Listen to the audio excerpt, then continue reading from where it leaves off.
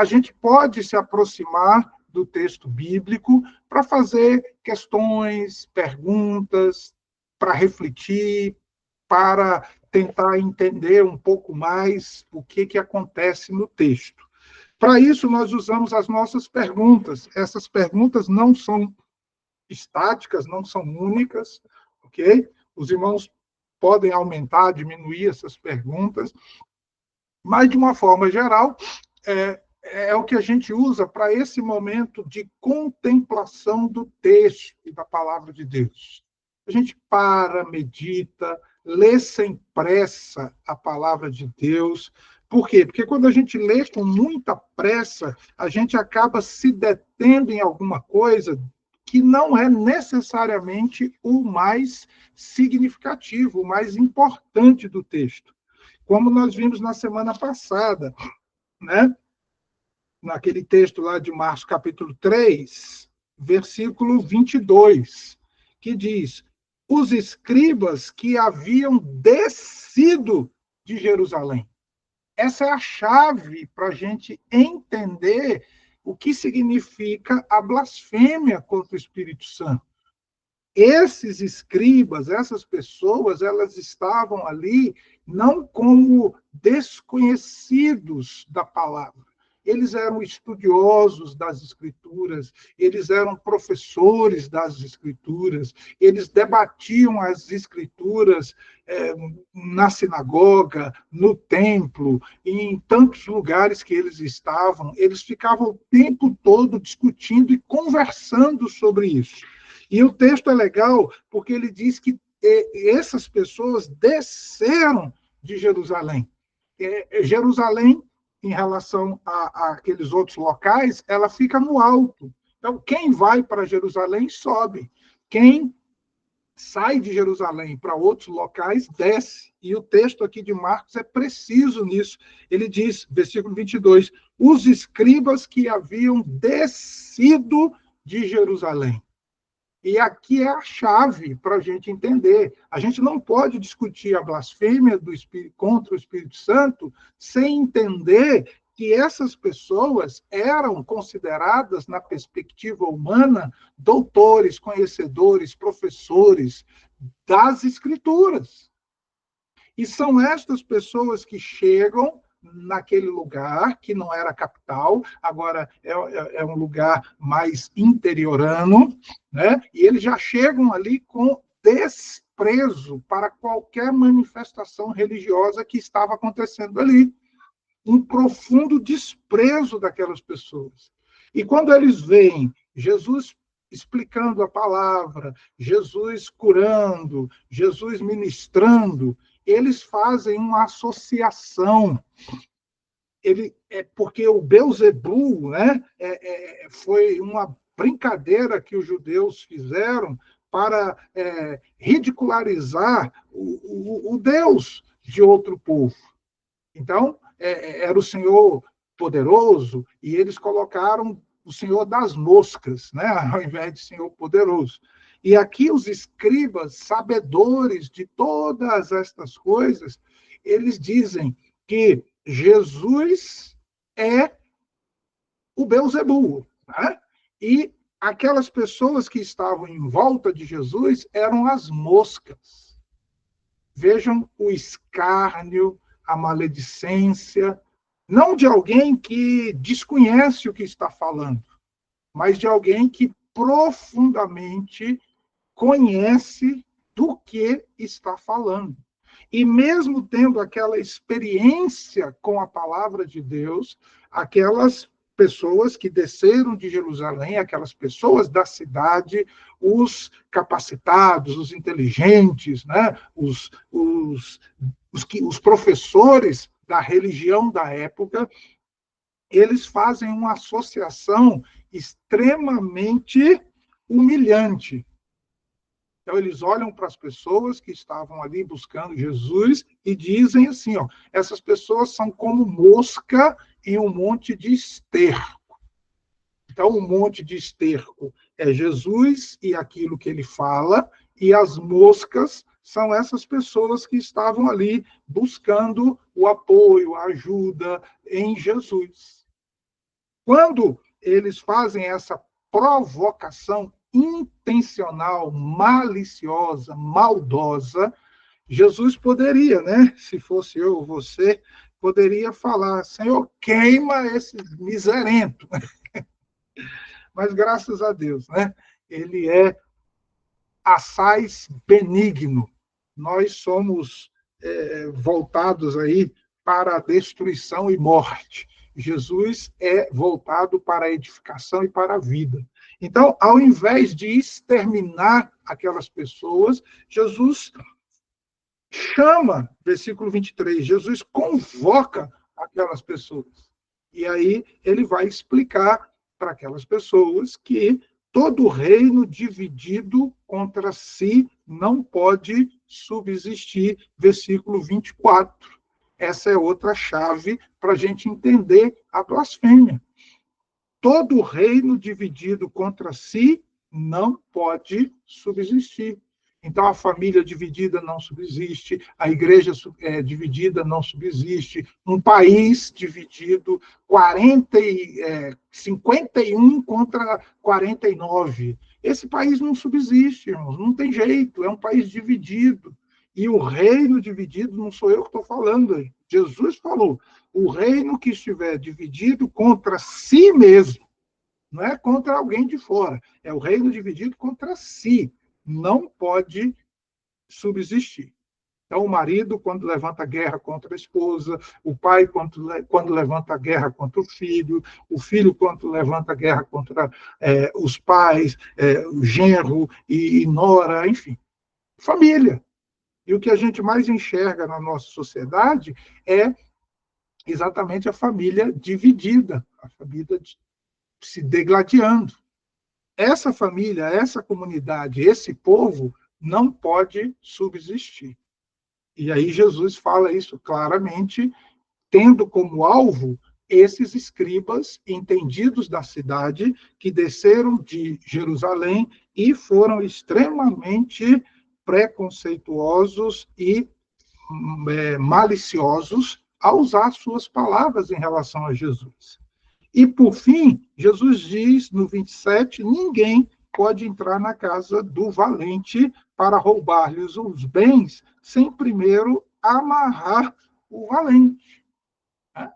E aí, aqui você tem Jesus explicando a obra do Filho de Deus. Para isso se manifestou o Filho de Deus, para destruir as obras do diabo. E naquele momento, os escribas estavam, sim, fazendo as obras do diabo, ao induzir, ao estimular, incentivar as pessoas a verem Jesus como um monte de esterco. E aí Jesus, ele diz, 28 e 29, essa célebre frase que Jesus sempre usa quando ele quer dizer algo contundente. Em verdade vos digo. Ou aqui em Marcos, ele diz, em verdade vos digo. Após essa expressão, você pode grifar aí com 300 palavras, com tudo que você puder. Por quê? Porque é Jesus fazendo uma afirmação afirmativa, definitiva, conclusiva, como se fosse aí o Supremo Tribunal Federal, depois dos últimos recursos, aí aquele negócio fica transitado em julgado. Acabou-se. Não tem mais recurso, não tem mais nada. Então, é mais ou menos isso aqui, quando Jesus diz, em verdade vos digo. Jesus está dizendo, transitado em julgado. Acabou-se. Aqui não tem.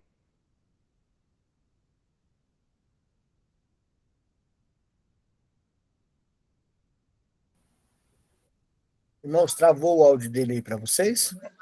A internet do chefe caiu. Entrando em contato aqui, só um minuto.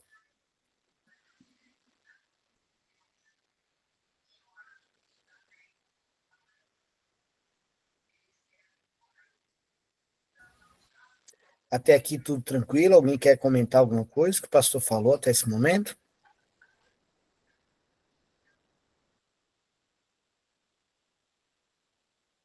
pastor Daniel já está utilizando essas perguntas na contemplação do texto, quando está fazendo as avaliações. Como é que está aí? Tem que fazer, se não fizer, não vai, né? Já fazemos já.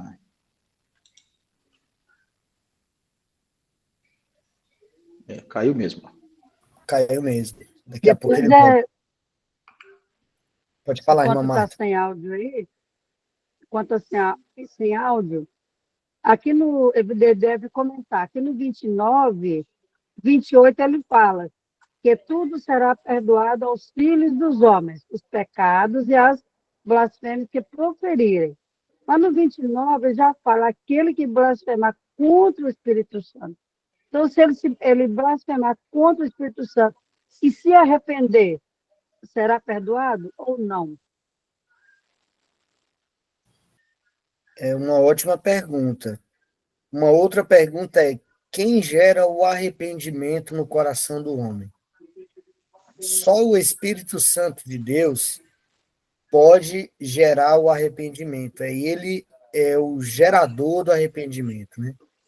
Ele é aquele que nos convence do pecado, da justiça e do juízo.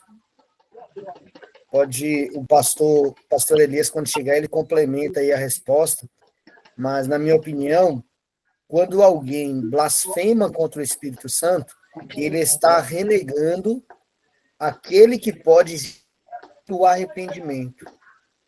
Então, se aquele que pode gerar o arrependimento está sendo rejeitado, rechaçado, renegado por aquele que peca, ele não consegue abrir o coração. Por isso que a blasfêmia contra o próprio que convence, aquele que convence, não tem perdão, que seria o caso do Espírito Santo, né?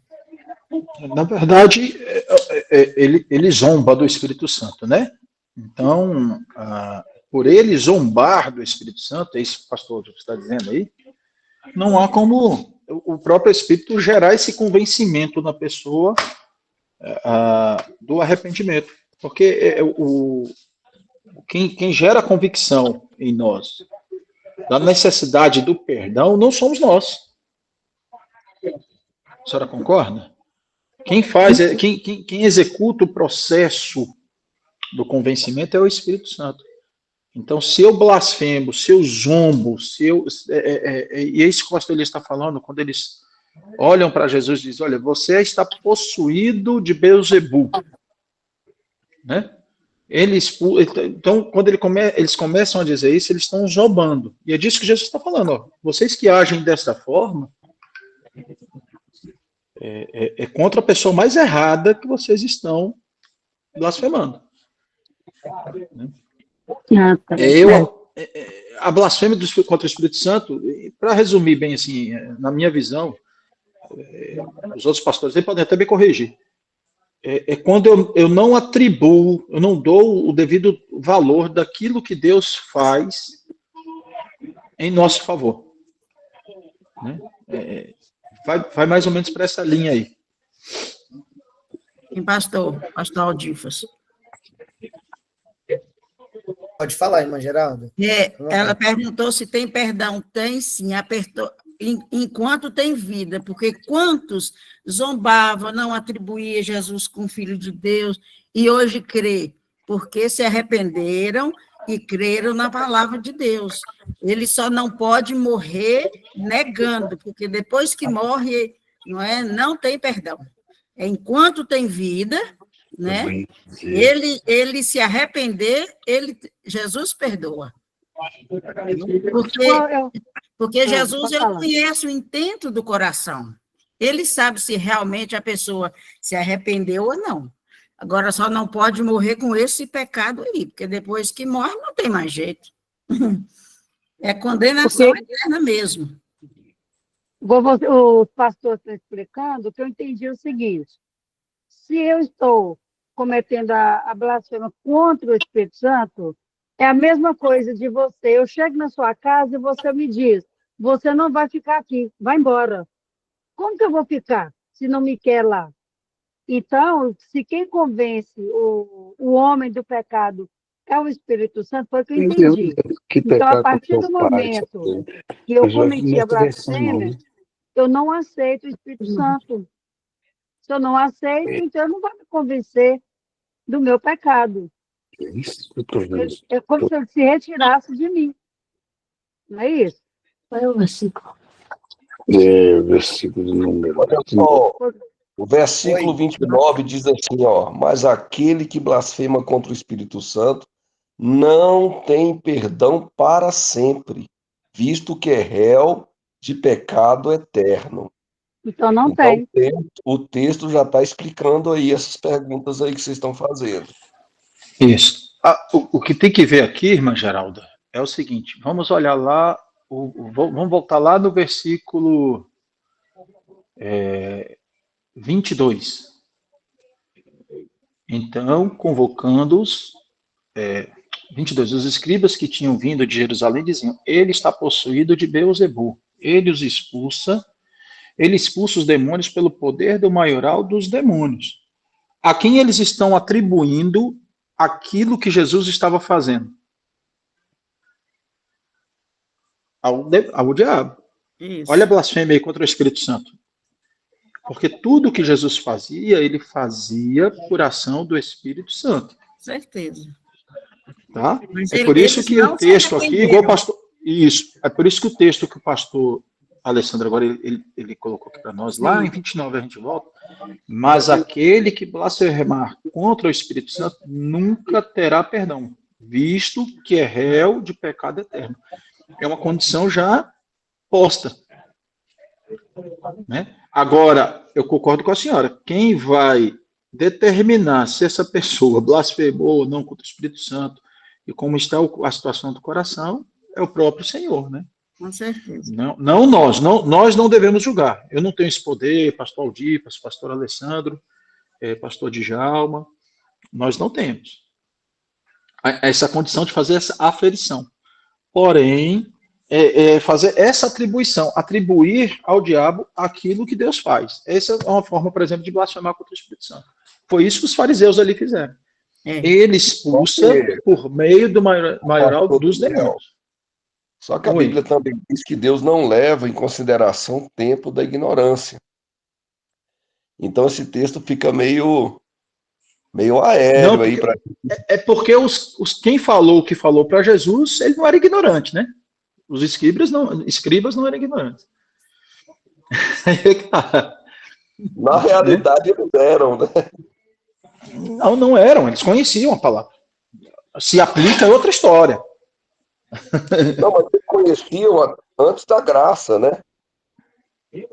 Quando os escribas e fariseus, eles eram entendidos sobre a lei. Na minha opinião também, eu não sou dono da verdade. Não. O chefe já está até aí, ó, ele deve estar ouvindo a gente falando aí. Daí a gente deixa ele depois ele falar. Eu acho que o pastor está espiando. A graça, ela começa quando, o senhor acha? Entendeu? A graça, ela, assim, na minha opinião, e pelo que eu entendi até hoje, ela começa a se revelar desde o Gênesis. A graça se revela desde o Gênesis. Então, mesmo aqueles que estudaram a lei, eles têm uma ideia, pela revelação de Deus, da graça de Deus no projeto de salvação da humanidade. Permita-me, pastor Difas, ler no Novo Testamento da linguagem de hoje. Como nós estamos estudando para ler em várias versões, o 3:28 na linguagem de hoje é assim: eu afirmo a vocês que isso é verdade. Os pecados que as pessoas cometem ou as blasfêmias contra Deus poderão ser perdoadas, mas as blasfêmias contra o Espírito Santo nunca serão perdoadas, porque a culpa desse pecado dura para sempre. É a única versão que vai falar que tem pecado contra Deus. E Deus não é Espírito? Se Deus é Espírito, como é que a pessoa vai ser perdoada desse pecado? É um texto para a gente analisar em uma outra versão. Na linguagem de hoje, vai falar disso. Blasfêmia contra Deus serão perdoados, poderão ser perdoados, mas contra o Espírito Santo não. Então, essa aqui requer que a gente entenda que Deus é Espírito. Se Deus é espírito, quem blasfema contra ele vai ser perdoado? Mas aqui está dizendo que poderão ser perdoados. Na versão Novo Testamento da linguagem de hoje.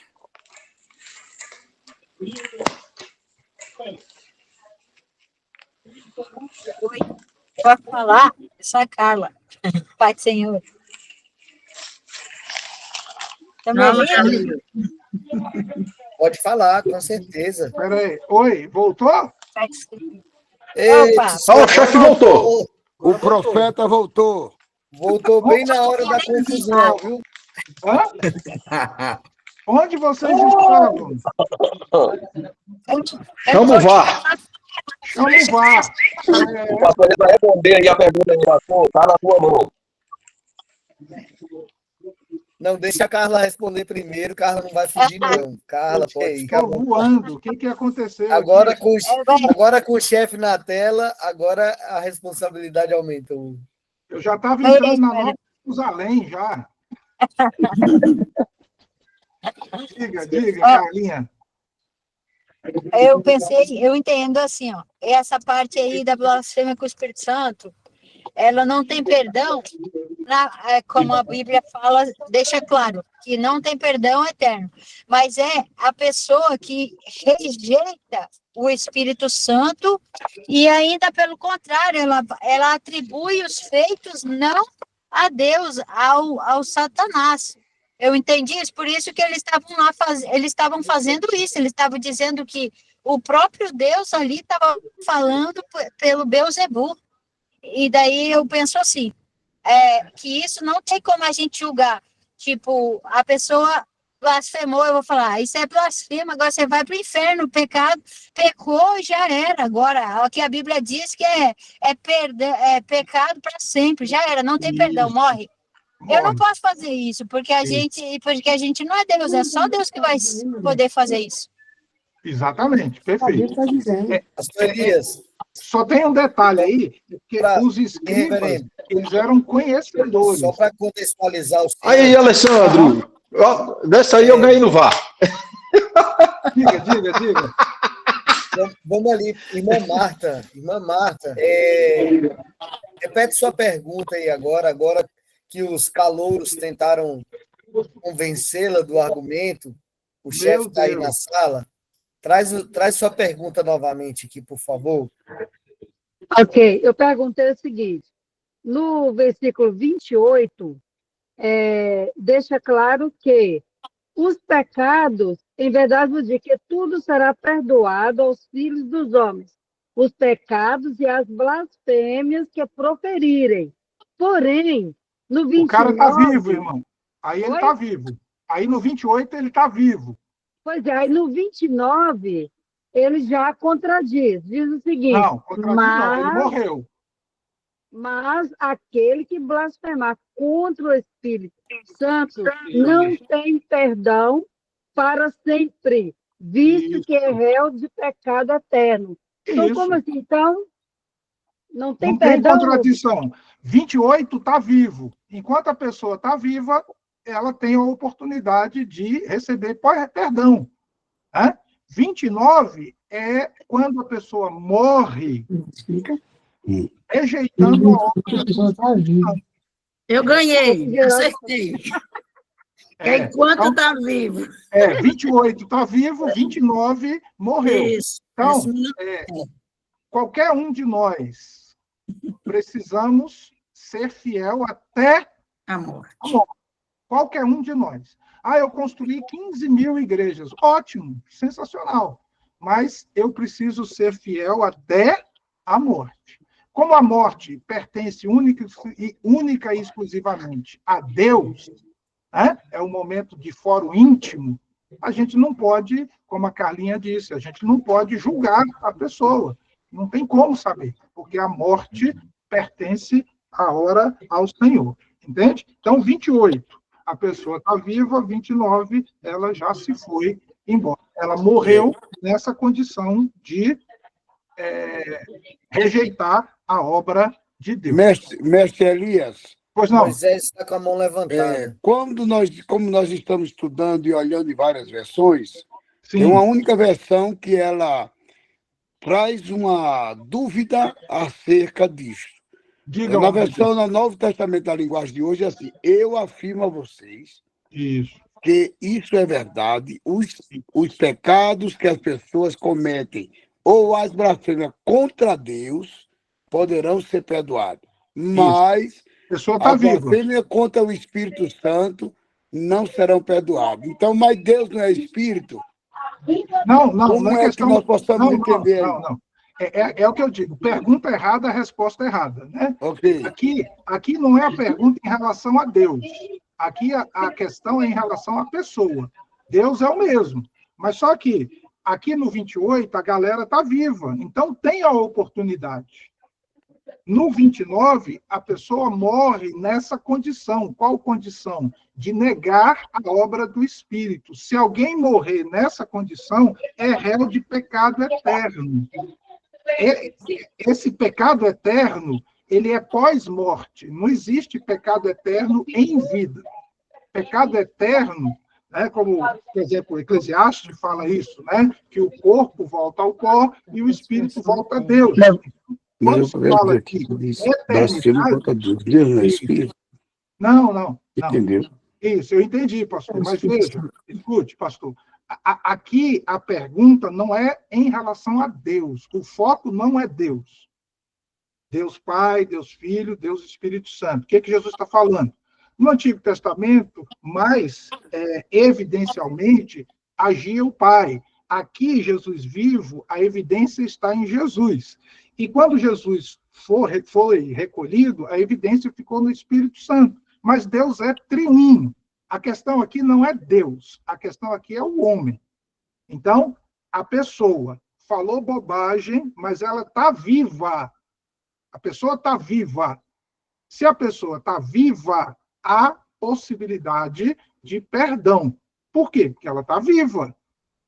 Tem exemplo? Tem. A Bíblia pega o ladrão, que ele estava lá no finalzinho da sua vida, e ele teve um encontro com Jesus, e está tudo certo.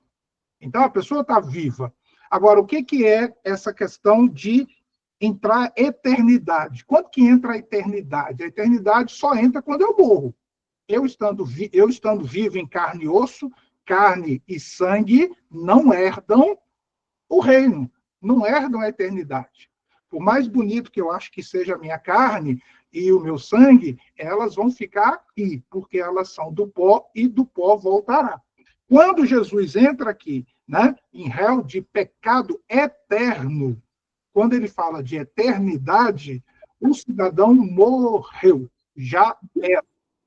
Ok? A eternidade, para nós, seres humanos, ela só se materializa, se concretiza quando a gente deixa esse corpo mortal. Não tem como viver a eternidade nesse corpo mortal. Ok? Então, aqui, o texto é: o sujeito está vivo? Está vivo. Então, ele tem a oportunidade. O sujeito morreu? Morreu. Então, vem o pecado eterno. Que raio de pecado eterno é esse? É um só. É morrer sem Deus. Desde o princípio foi assim. Deus colocou duas árvores no jardim. Quem escolheu a árvore da vida, vida. Quem escolhesse a árvore do conhecimento do bem e do mal, morte. Quando Jesus apresentou, Jesus disse, são dois caminhos. Um é largo e espaçoso, conduz à perdição. O outro é estreito, conduz à salvação. Sempre foi dois caminhos. Né? E, então, pastor, o 28... o Moisés ainda está com a mão levantada? sim, vou deixar, Moisésinho. O 28, o cidadão está vivo, a pessoa está viva. Então, ela tem a oportunidade. Né? Quantos de nós já não falamos da chuva, ou do sol, ou sol miserável, né? Ou chuva fora de hora, ou qualquer outra coisa que a gente fala no nosso momento aí de ira ou de qualquer coisa. Mas nós estamos vivos. Aí depois a gente fala, meu Deus, quem fez o dia foi Deus. Misericórdia, Senhor, perdoa eu e essa é minha bocona. Nós estamos vivos e nós temos o perdão. Agora, o pecado eterno, ele é exclusivo para quem está vivo? Não, claro que não. o pecado eterno, a morte eterna, é exclusividade de quem já deixou a vida aqui terrena. Moisésinho, por favor, profeta. Ô, pastor Elias, eu vou ser um pouco do contra aqui de tudo que o senhor falou aí. Maravilha, é assim que eu gosto. Mas eu vou levantar aqui uma questão aqui. Sim. Esse texto é extremamente subjetivo no sentido de afirmar tão categoricamente sobre estar vivo ou estar morto. Por que acontece? A questão da eternidade. Teoria tricotômica do ser humano. Nós somos um espírito, que temos uma alma e habitamos um corpo. Na teoria tricotômica, se for pegar na sua origem mesmo, ela diz que nós somos um espírito, ou seja, nós somos eternos. Então, nós já somos eternos. Então, não, assim, eu só estou aqui, estou só colocando aqui, estou envolvendo o pensamento. Então, o que acontece? Uma visão que eu tenho sobre esse texto, que era até essa pergunta que eu ia fazer, mas você já respondeu da tua forma, mas eu ainda continuo assim. Eu acho muito complicado definir essa questão do 28 vivo e o 29 morto.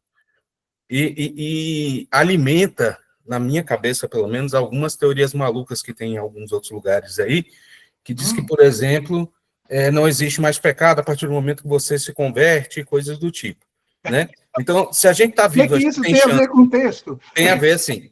Enquanto nós estamos vivos, nós podemos, inclusive, blasfemar contra o Espírito Santo sem problema algum, e só é problema se, até o momento da morte, nós não pedirmos o perdão, eu acho que o texto fica estranho para entender. É como se tivesse assim, olha, eu posso blasfemar aqui, não dá nada não. A questão é que eu tenho que tomar muito cuidado para não morrer no segundo seguinte. Então é como se estivesse falando assim, olha, até pode fazer, porque a eternidade é só depois que morrer. Eu já enxergo de outra forma, eu acho que nós somos eternos mesmo. E para mim fica difícil, eu não consegui enxergar essa temporalidade nos dois versículos. Vamos lá. Tem um equívoco grave aí na sua fala, vamos entender. Deus é Deus dos vivos. A nossa eternidade é porque estamos vivos. Enquanto estamos vivos, nós temos a oportunidade de aceitar Jesus e tal. Por exemplo, ele fala assim, Deus de Abraão, Isaque e Jacó. Abraão, Isaque e Jacó morreram na esperança de Cristo. Então, eles alcançaram a salvação. Entende, Moisésinho? O limite para mim, para você, para qualquer ser humano, não é o que eu faço de qualquer jeito. Não é isso. O limite para mim, para você, para qualquer ser humano, é a hora da morte. E a morte, por isso que a morte é chamada de último inimigo. Inimigo, morte. É inimigo. Por quê? Porque é na morte que eu defino se eu vou ficar vivo ou não. Entendeu? Então, a minha eternidade, ela não é minha. O único ser eterno é Deus. Eu estou vivo.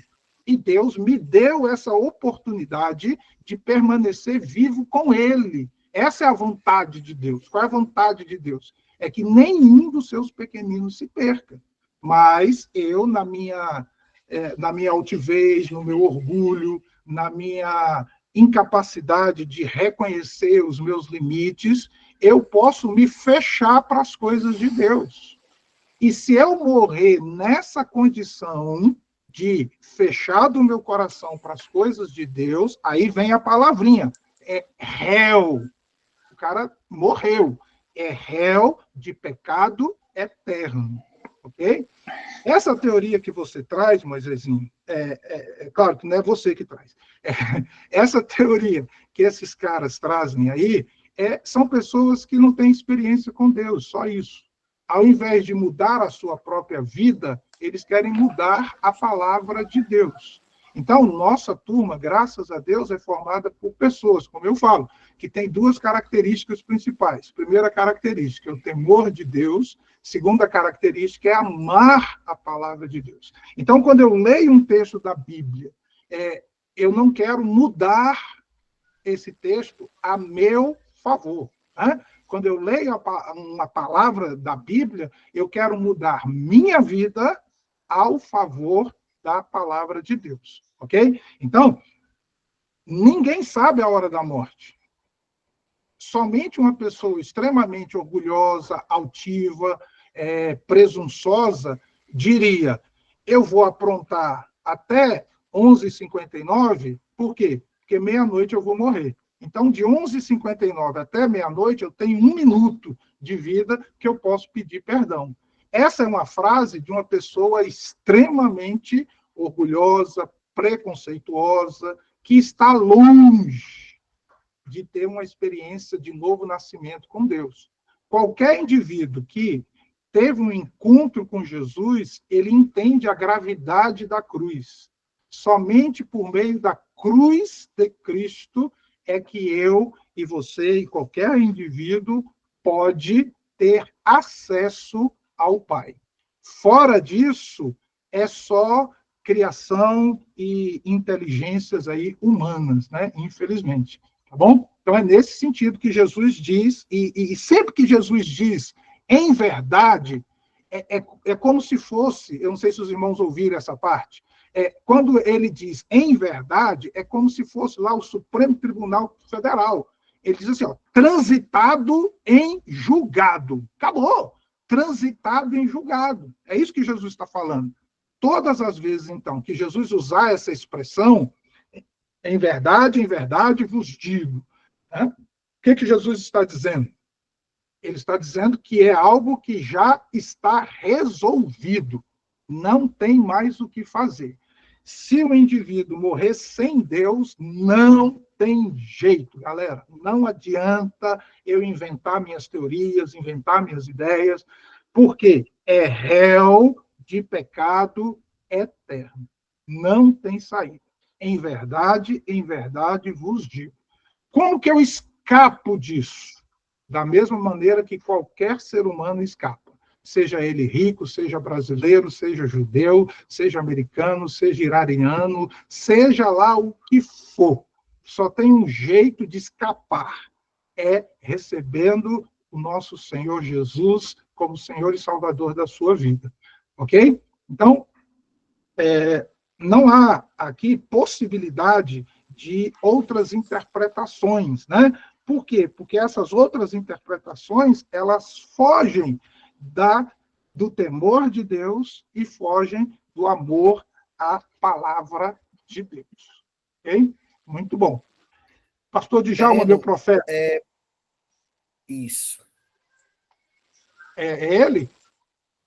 É ele mesmo, pastor Djalma. Eu tinha levantado a mão, mas eu baixei. Deixa o Djalma falar. Fala, profeta. Mas assim, antes do Djalma falar, rapidinho, gente, é só lembrar que o que provocou Jesus a dizer tudo isso está no versículo 30, né?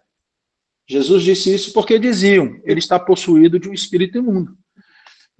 Jesus sabia muito bem a quem ele estava direcionando toda essa fala dele, né? Perfeito. E a nossa discussão, antes de você chegar aqui, até o Aldir, você estava explicando para Geraldo também, quem é que convence o homem do pecado? Isso. É o Espírito Santo. Agora, como é que eu vou ser convencido Perfeito. se eu olho para esse mesmo Espírito e eu atribuo a ele aquilo que é de Satanás, né? Ou Beelzebul, o senhor das moscas. É disso que Jesus está falando com eles. Vocês estão com um problema aqui. Jesus não falou com nenhum neófito. Jesus não estava falando com nenhum desconhecido. E isso aí me lembra Mateus 23, 13, quando Jesus olha para os escribas e fariseus e diz o quê? Ai de vocês, escribas e fariseus hipócritas, porque vocês fecham o reino dos céus diante das pessoas, porque vocês mesmos não entram, e também não deixam os outros que estão tentando entrar. Ele está dizendo, vocês estão na porta do negócio, vocês não se decidem, se vocês estão para cá ou para lá. E aí é que está o grande problema, né? Porque isso se torna uma blasfêmia contra o Senhor, porque eu não entro nem permito. Aí lá no grande dia ainda vou ter a cara de pau de dizer, Senhor, Senhor, em teu nome preguei, profetizei, e aí é o que eu chamo dos desconhecidos de Deus. Eu não te conheço, cidadão. Você até me conhece, mas eu não te conheço. Né? Quer dizer, pastor, morreu blasfemando, não tem perdão. Não Acabou. tem perdão. Não tem. Então, na verdade, todos aqui meio que acertaram aqui a coisa. É porque é isso. A grande questão é que nós gostamos de tomar o lugar da posição de Deus e julgar aquilo que não nos compete. Exatamente.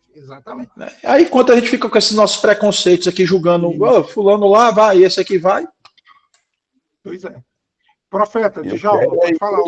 Então, como eu não sei quem é que vai ser salvo ou não, eu prego para todos. Isto! É isso aí. É exatamente. Porém, lá no livro de Eclesiastes 3:11, diz que Deus colocou a eternidade no coração do homem. O homem, nem Deus vai destruir o espírito do homem. Ou ele vai viver a eternidade com Deus, ou vai viver com Satanás. Que é a morte. Existe 2 caminhos, é um caminho só. Chamada de segunda morte. Perfeitamente. Por que é chamada de segunda morte? A escolha é quando tem vida. Isso. Teve vida, aí tem pessoas que dizem, a esperança é a última. A esperança do crente não morre. Isso. Ou eu passarei a eternidade de gozo, de paz, de alegria com Deus, ou eu vou passar com Satanás. Exatamente. Vai depender de mim, dos meus atos, das minhas ações, das minhas atitudes. Obrigado. É isso aí. Então, a eternidade não é minha. Nunca foi, nem nunca será. A eternidade é de Deus. Deus colocou, Deus nos deu essa oportunidade de viver a eternidade. Porque aqui na Terra nós não somos eternos. Se beliscar, dói. Né? Então, nós não somos eternos aqui. Nós somos eternos quando morremos. Aí está garantido. Quando eu morrer, ou é com Deus, ou é sem Deus. Sem Deus é chamado de segunda morte. A primeira morte é aqui, carne e osso. A segunda morte é a morte espiritual, a morte eterna. Aí tem vários nomes. Não precisamos entrar nessa nomenclatura. Vamos lá, estamos quase no arcabouço do tempo. Pode falar, profeta Alessandro. Os teólogos aí têm, às vezes, o pensamento boa, né? Uma boa explicação, pastor, parabéns. Amém, profeta, amém. É a simplicidade da palavra, né? Se a gente sair da simplicidade da palavra, a gente entra por caminhos tortuosos. Irmãos, 4 minutos aqui. Carlinha, pastor. Carlinha, vai. A Carlinha, isso. Pode falar, Carlinha. Eu não quero atrapalhar, mas eu só queria reforçar o que aquele irmão falou do questionamento, né? Na verdade, eu entendi como se fosse um cuidado, né? Que ele falou. Eu não posso falar isso, porque senão, aí eu vou pensar assim, eu posso pecar até o último minuto e depois eu me arrependo. Mas só que esse pensamento, ele já pode ser retirado só nesses 2 exemplos aqui, que eu até botei aqui no coisa. Eu imagino, eu quero que o senhor veja se está correto esse pensamento. Lá em Provérbios 29:1, ele fala assim, aquele que muitas vezes é repreendido e endurece a serviço, será quebrantado de repente, isso sem remédio. Tipo assim, tudo bem que o pecado da blasfêmia com o Espírito Santo é um pecado consciente, né? Só que a gente... Só que a maioria... Em definitivo. Só que a maioria dos pecados são conscientes. Só não é definitivo, na minha visão. Mas é consciente. Ninguém obriga ninguém a pecar. A não ser que a pessoa esteja possuída e esteja sob coerção. Mas não é. A pessoa escolhe pecar, igual Caim lá. Lá no início, Deus falou para ele, o pecado está aí, mas tu tem que dominar. Perfeito. Então, tipo... e daí, se eu pensar assim, eu estou falando isso só para reforçar esse pensamento para mim mesmo, inclusive. Diga. Que eu não posso ficar nessa arrogância de pensar, não, eu vou... então tá bom, eu posso pecar, mas depois eu posso me arrepender. Só que eu não sei quando eu vou poder me arrepender, porque eu posso ser quebrantado de uma única vez, sem remédio, como diz aqui em Provérbios. Exatamente. E também é aí que mora a presunção do homem, né, do ser humano. Exato. E daí também tem aquela outra que eu quero que o senhor veja se faz sentido eu usar esse versículo também, que lá de Lucas, que o cara falou assim, eu vou dizer para minha alma, tenho depósito eu tenho muita coisa, eu vou fazer isso, agora descansa, come, bebe e regala. E daí Deus diz, louco, louco, essa noite pedirão tua alma, porque a gente não tem o domínio dos nossos dias. Exatamente, exatamente. Perfeito.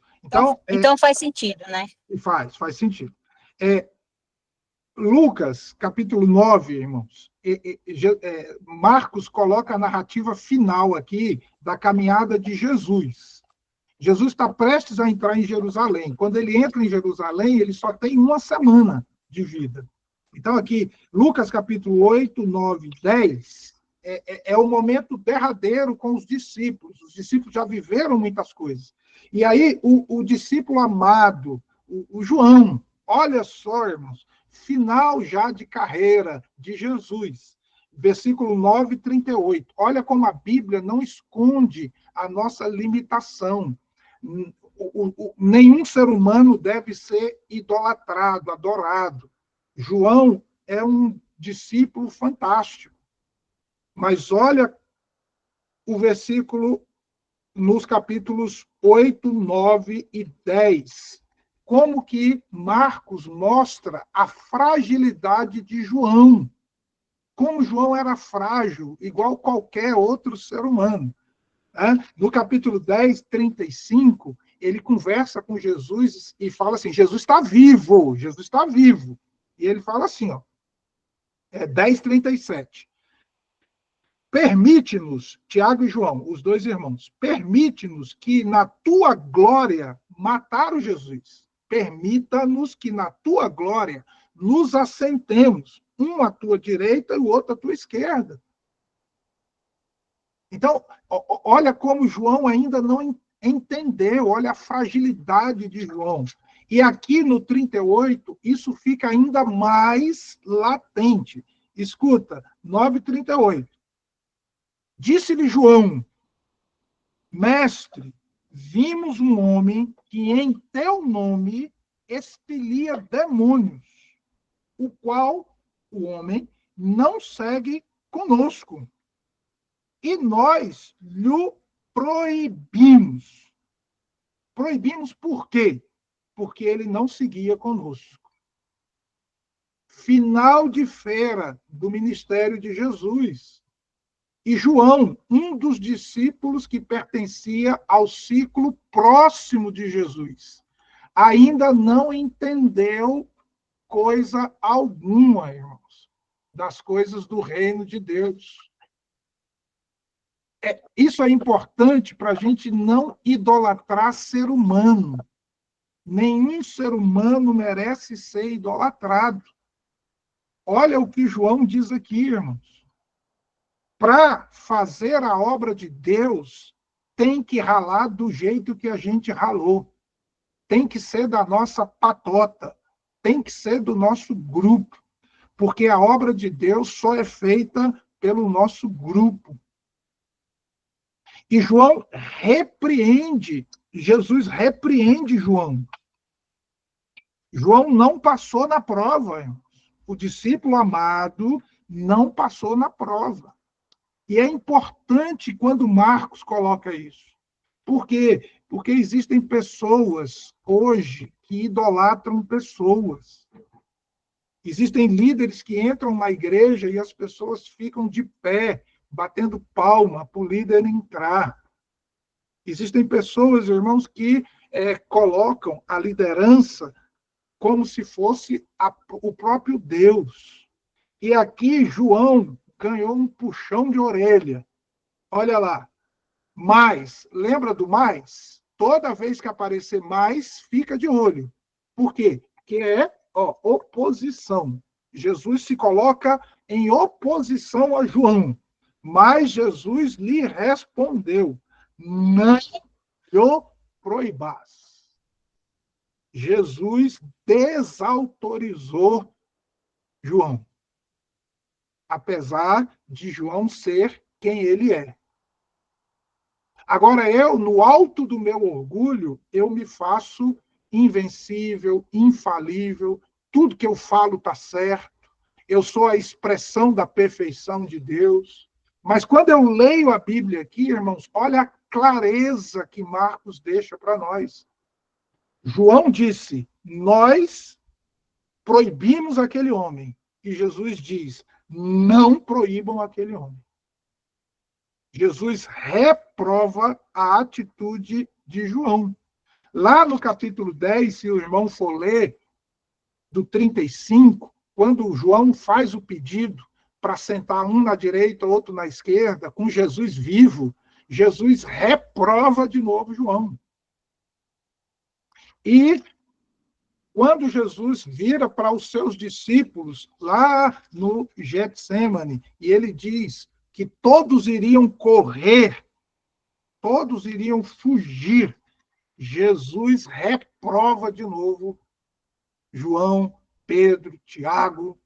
Olha o versículo 14:50. Versículo 14:50. Olha a gravidade do versículo.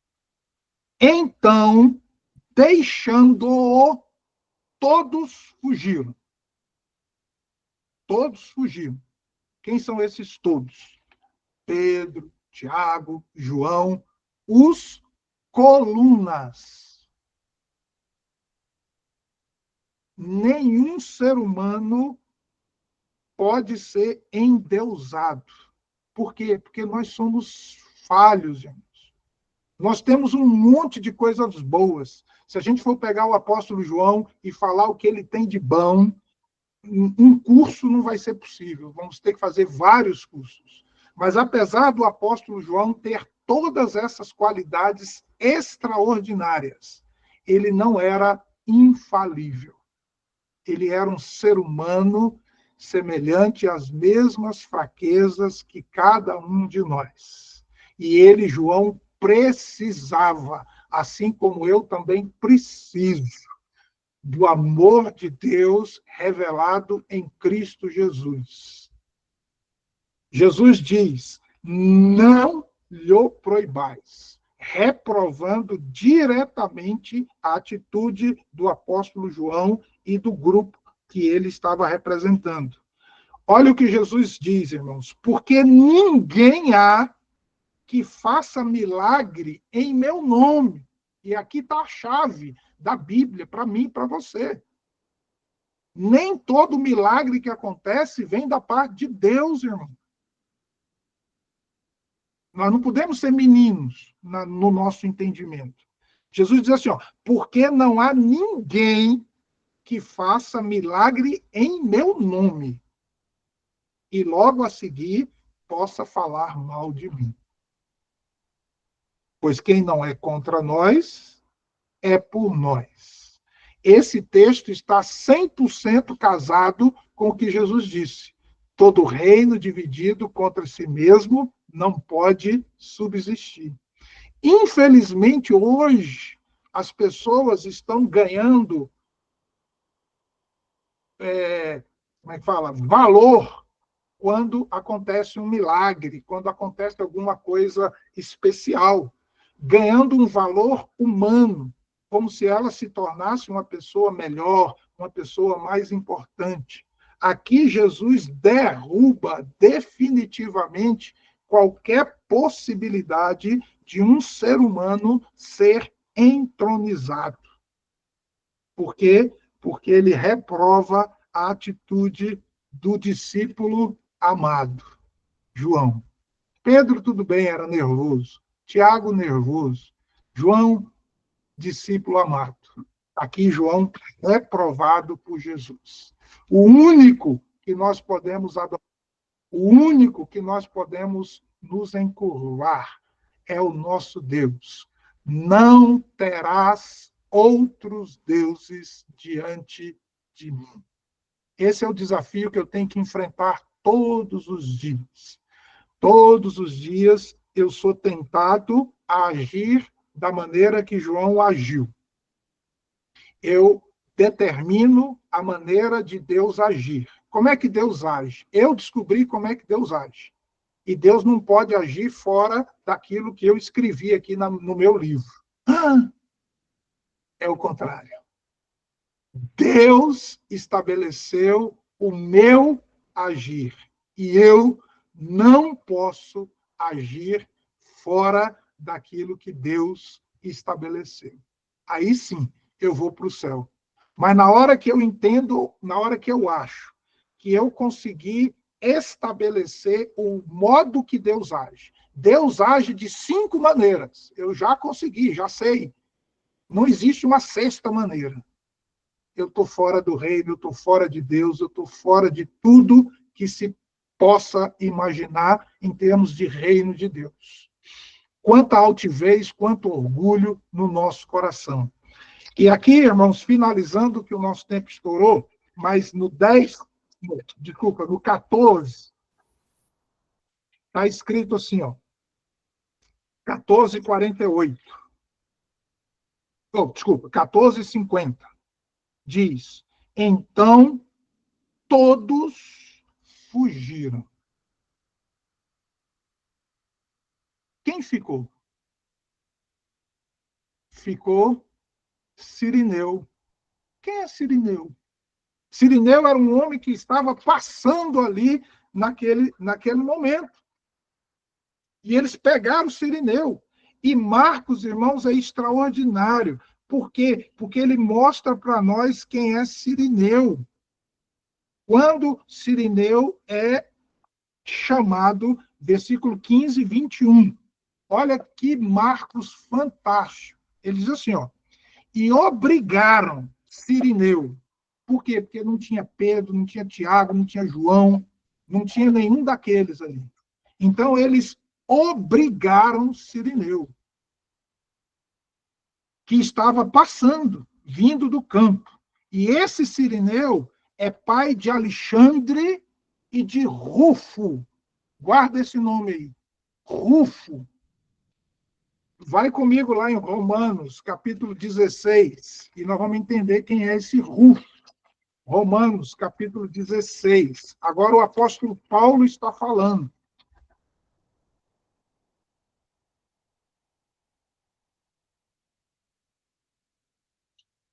Deixa eu achar Pastor, aqui.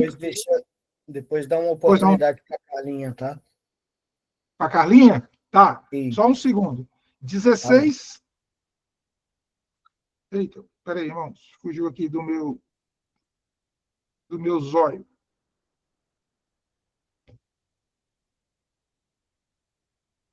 Cadê?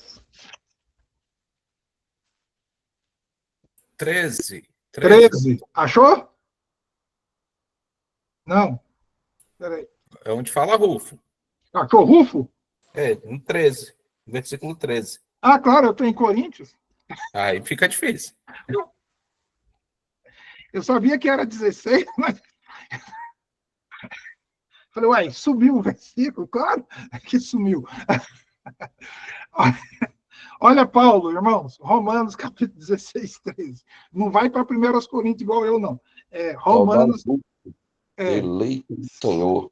Saudai Rufo, eleito no Senhor, igualmente a sua mãe, que também tem sido mãe para mim.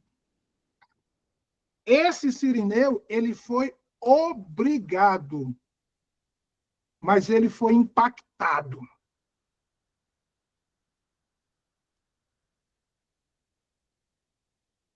Entenderam o que eu estou dizendo?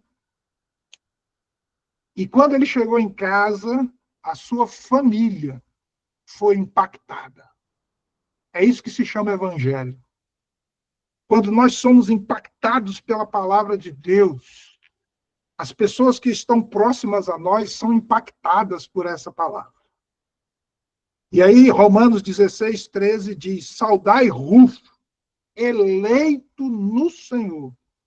E, igualmente, saudai a mãe de Rufo. Por quê? Porque a mãe de Rufo tem sido mãe para mim. A gente não sabe o que a mãe de Rufo fez por Paulo, mas, com certeza, foi algo que marcou o coração de Paulo. Jesus não precisa de discípulo que fala demais. Jesus não precisa de discípulo que beija a camisa. Jesus precisa de discípulos que obedeçam à sua vontade. Achei a Davi, homem segundo o meu coração, que fará toda a minha vontade. Achei Cirineu, homem segundo o meu coração, que fará toda a minha vontade. Será que Deus tem achado a mim e a você, irmãos, como homens e mulheres, que faremos toda a vontade do Senhor? Esse é o desafio de Marcos para nós. E essa narrativa de Marcos empolga, né? Por quê? Porque se a gente lê rápido, a gente não consegue perceber essas coisas, essa gravidade da palavra do Senhor. Carlinha, vai, é contigo. Está travado, Carlinha? Apertei no lugar errado. Amém. Pastor, antes de voltar lá, eu queria sugerir, não sei se é possível, se o senhor poderia dar mais uma aula ainda de Marcos, porque seria tão bom. É isso aí, Carlinha. Vou fechar aqui com as mulheres. Onde estão os homens? Os homens estão escondidos com medo. O grande Pedro, o grande Tiago, o grande João, aqueles que bateram no peito e disseram: estaremos contigo, Senhor, nem que seja para morrer. Lembra? João disse isso. Jesus perguntou: vocês vão conseguir carregar a cruz que eu vou carregar? Tiago e João disseram: sim, a gente consegue. Pedro, Jesus disse para Pedro: Pedro, você vai me negar? Pedro disse: não, eu não. Eu não corro, que eu sou... Cadê eles? Tomé também, pastor. Eles estão com medo, eles estão escondidos. E as mulheres estão aqui. 16. Passado o sábado, Maria Madalena, Maria mãe de Tiago e Salomé compraram aromas para irem terminar o serviço que começaram. Elas iam terminar de embalsamar Jesus. Elas começaram o serviço, mas tiveram que suspender porque começou o sábado. E elas ficaram aquele dia todo agoniadas, né? Nós vamos lá. E no primeiro dia da semana, cedo, elas falaram: vamos lá terminar o serviço. Cadê esses homens que bateram no peito e disseram: não, nós não? E elas foram. E quando elas chegaram, não tinha mais pedra, a pedra estava removida. E aquele jovem que elas viram assentada, disseram para elas, versículo 6, extraordinário: não vos atemorizeis, buscais a Jesus?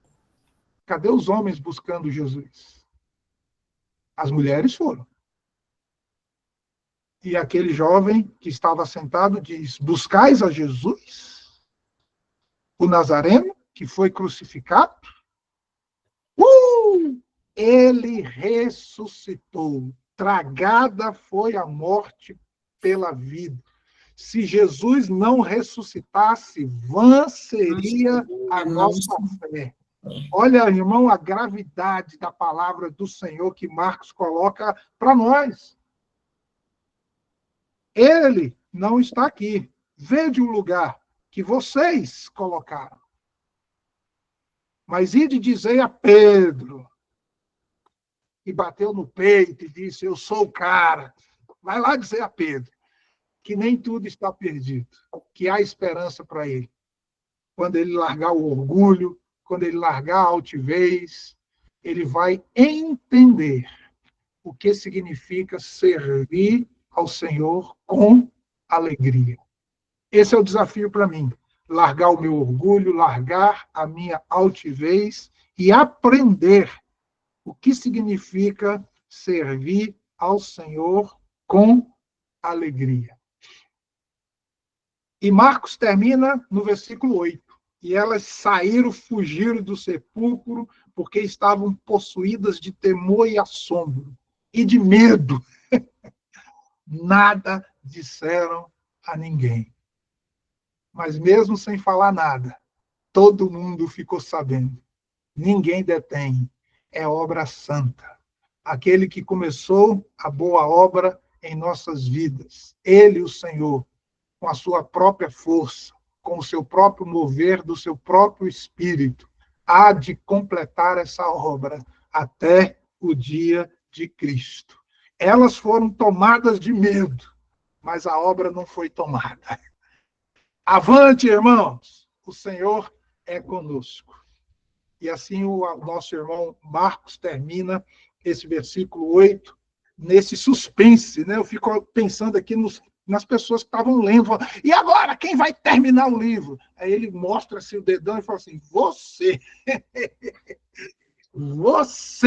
é que vai terminar o livro com a sua vida. E esse é o desafio do apóstolo, do irmão Marcos, para todos nós. Profeta Aldifas, contigo.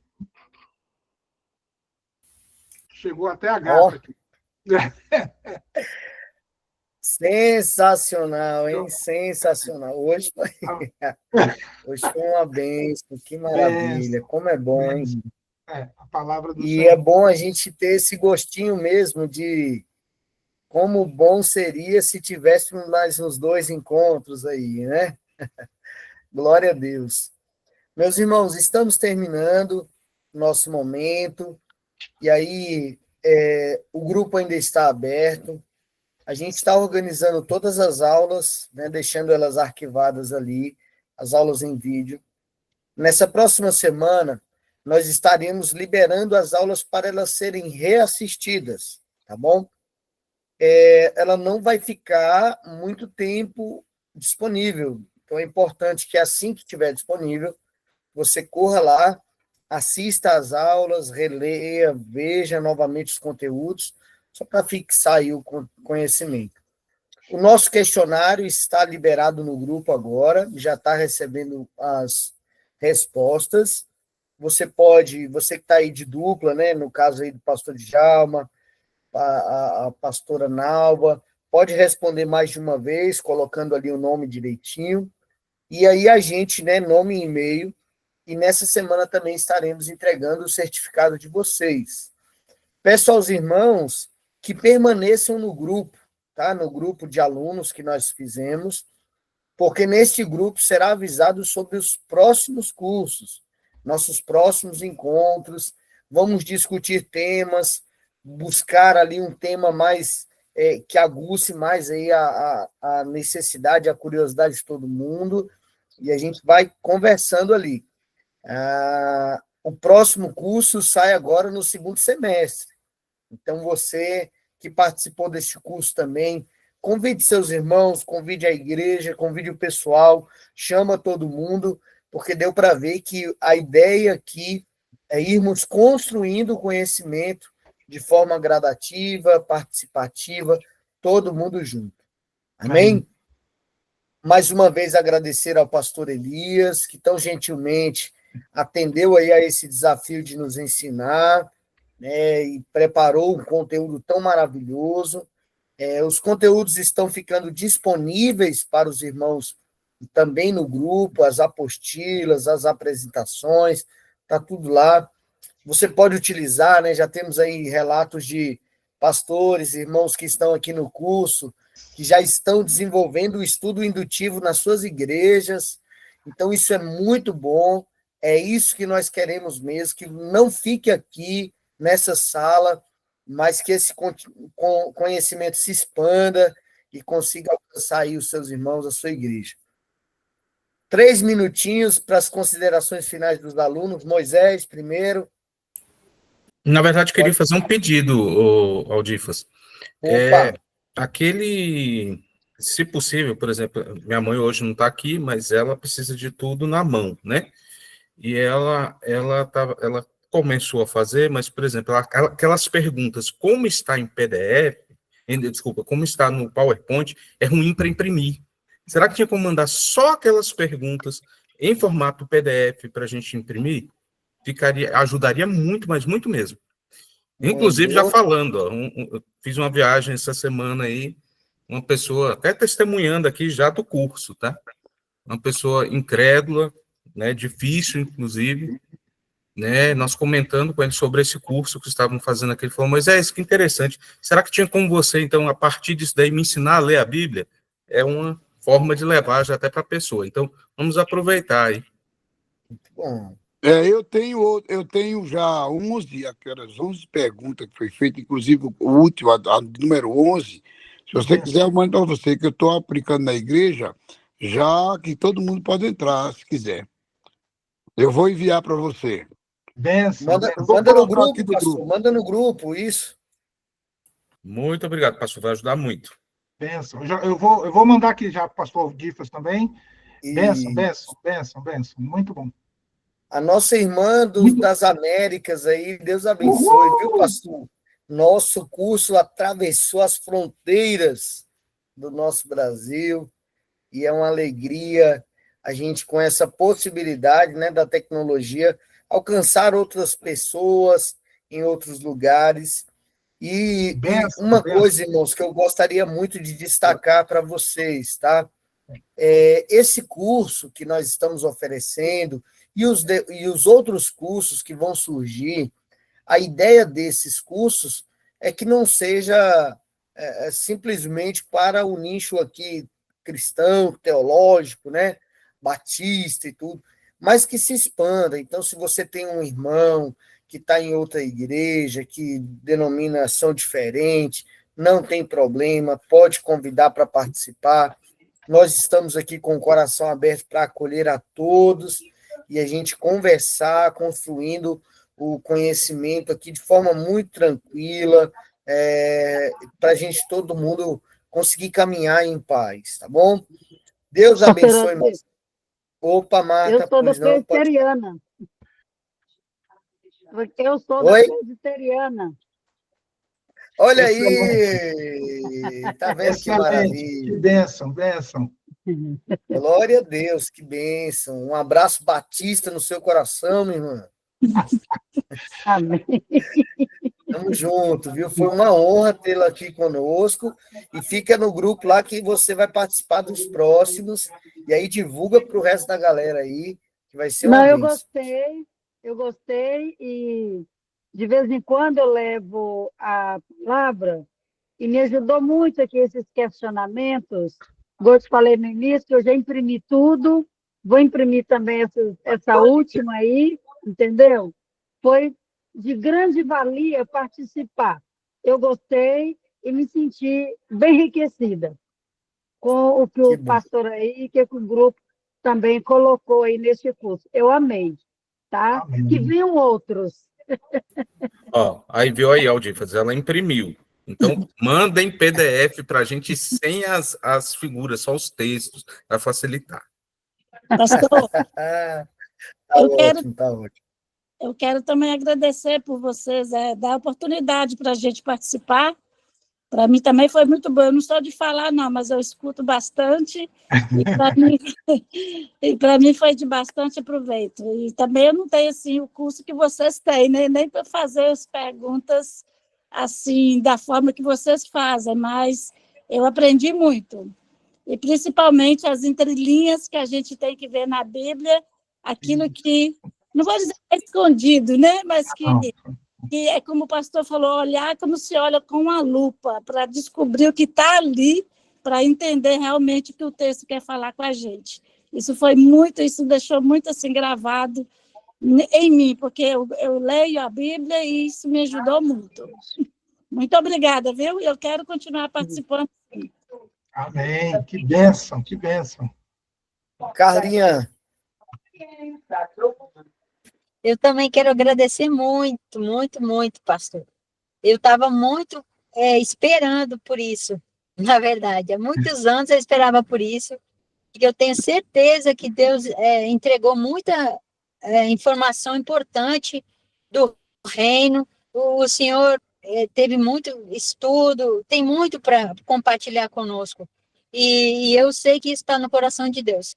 E o meu testemunho pessoal é que me despertou e me chamou a atenção, né, em relação à leitura da palavra, que eu tinha muito essa questão de ficar querendo ler um monte, achando, e eu me culpava, inclusive, por isso, se eu não lesse muito a Bíblia, só que isso não estava gerando tanta conhecimento, eu não estava percebendo o que Deus queria falar muitas vezes. E aí, nesse pouco período aqui que a gente teve, aí, nessa uma hora, o Senhor explicando ali, fez eu enxergar coisas da palavra que pareciam uma palavra totalmente revelada, algo sobrenatural. E, na verdade, claro que é sobrenatural, mas também, se a gente desacelerar e prestar atenção e contemplar mesmo a palavra, como o senhor estava falando, eu não estava conseguindo contemplar a palavra. Eu estava trazendo a palavra para a minha vida como, tipo, um peso, assim, eu tenho que aprender, querendo enfiar a goela abaixo. E eu não estava ouvindo Deus, entendeu? E dessa forma que o senhor me explicou, que o senhor explicou para a gente aí, e com exemplos, meu Deus, mudou completamente aqui para mim. Muito obrigada. Para mim e para o Gilberto, Cícero. que ele de tabela também assistiu aqui. Cícero, pode falar. Graça e paz, pastor Elias. Agradecer a Deus por este momento aqui com os irmãos. Pastor Elias e a equipe de apoio aí, o pastor Aldivas e o Samuel e os outros colegas que possibilitaram esse encurtamento de distância, né? É uma das vantagens da internet, estar com a irmã aqui lá nas Américas, a irmã lá em Minas, e a colaboração dos nossos pastores aí, pastor Djalma, pastor Daniel, pastor Aldivas e outros, né? O Moisés aí, com as suas inquietações, as suas perguntas, que nos levam a refletir, pensar, e isso faz o curso bem mais interessante e ajuda a gente a fixar aí os ensinamentos. Muito obrigado a todos, abraço, Deus abençoe a todos. Amém. Pastor Moisésinho ouviu aí, né, Moisésinho? Palavra profética para ti, Moisésinho. Não depende de mim, chefe, não depende de mim.